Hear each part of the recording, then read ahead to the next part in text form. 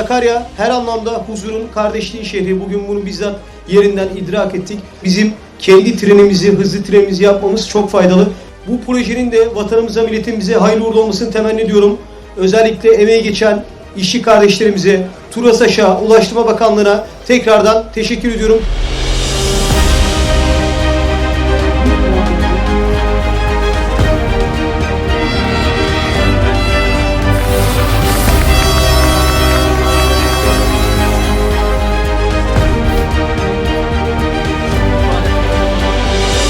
Adalet Bakanı olarak gerçekten tasdik ettik.